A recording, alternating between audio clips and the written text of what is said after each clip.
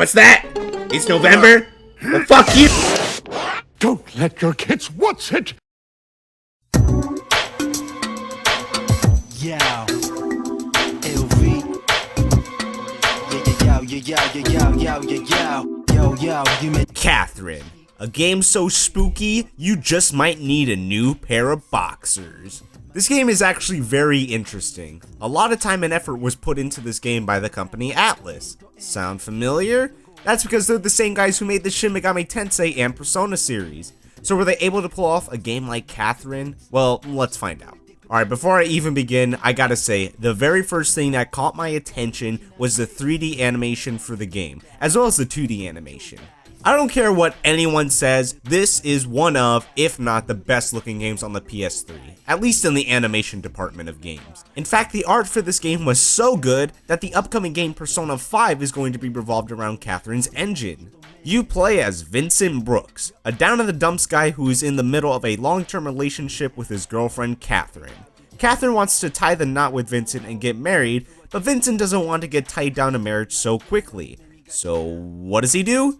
He accidentally sleeps with somebody. No, you think I'm kidding? No, he actually has an accidental affair with another woman, who is also named Catherine. Well, how unlucky can one guy get? Well, you'll see once you get further into the story because, oh my gosh, it gets so much worse. Anyhow, Vincent has also been having nightmares about climbing to the very top of a tower of blocks. He's told that if he falls, he dies.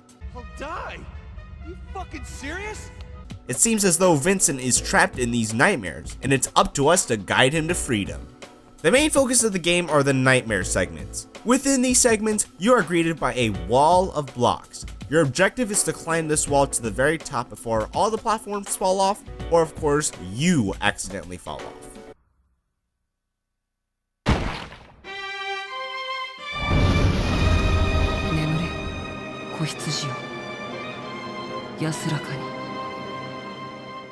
But how do you climb these towers? Simply push or pull blocks to form a staircase. The idea sounds pretty simple on paper, but executing it can be a bit tough. Yes folks, Atlus has made a puzzle game. A very different genre than what they're used to, and I'll be damned, they pulled it off extremely well.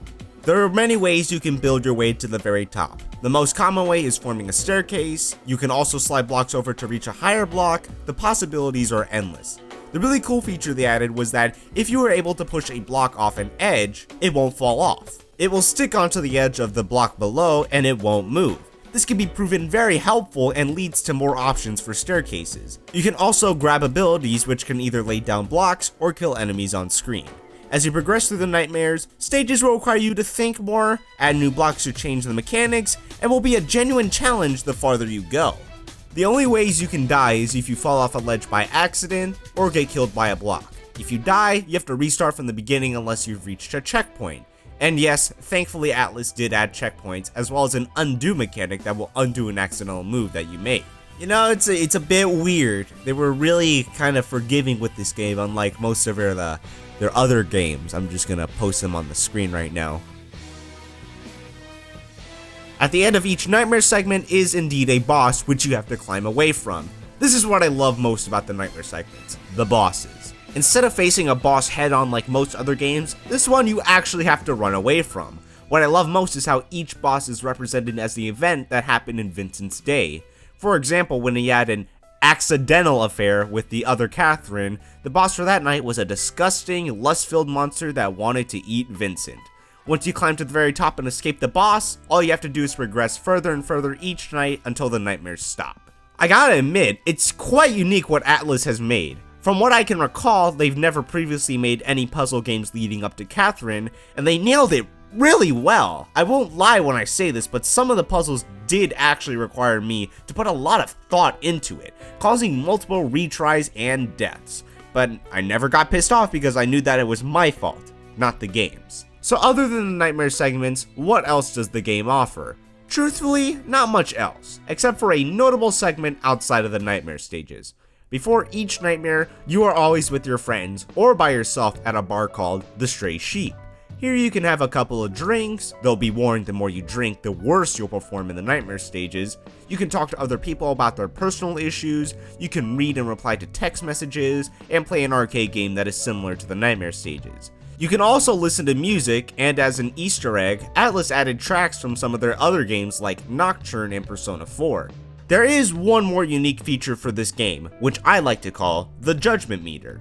Every decision that you make will count towards the ending that you get at the end of the game, which there are 8 in total. Depending on the decisions that you make in this game, the meter will go either up or down, and depending on the placement of said meter, you will get one of the 8 endings. So, if you go all the way to the end of the blue meter, for example, you'll get the true good ending. Go all the way to the other end of the red meter, and you'll get the true chaotic ending. In the nightmare segments as well, you get to answer questions that will either raise or downgrade your morale. And if you're connected to the PlayStation Network, you can actually view a pie chart of how many people voted for whatever choice was available, which I thought was pretty cool. The only thing left to talk about is the music, which is also great. It's very unique. They mix together classical tunes like, say for instance, Mozart with some very heavy metal and other instruments. My favorite song in the game is by far the rap in the beginning of the game, simply called Yo. Yeah. LV. Yo, you made the cancel the sheet. 1, 2, 3, get sucked in my sheets. これは現実、それか dream。混ざる蜜と濃厚な cream。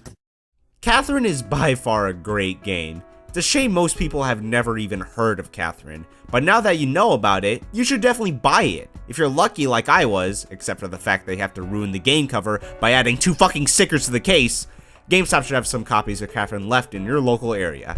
If they don't, copies go for relatively cheap on Amazon. With tons of puzzles, replayability, and some kick-ass amazing art, Catherine is a game you don't want to miss out on. Have fun playing Catherine, and don't forget to stay golden.